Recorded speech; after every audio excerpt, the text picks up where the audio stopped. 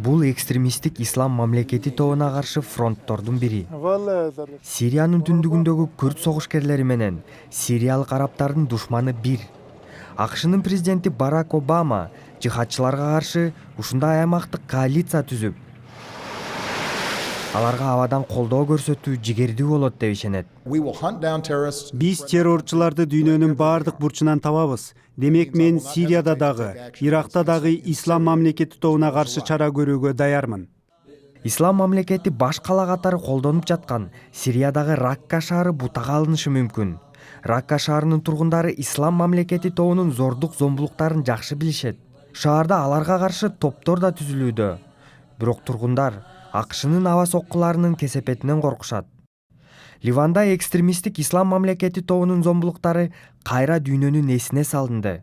Жихадчылар туткунга түшкөн аскердин башын кескени жатат. Бул өлүм жазасына кептелген экинчи ливандык жоокер.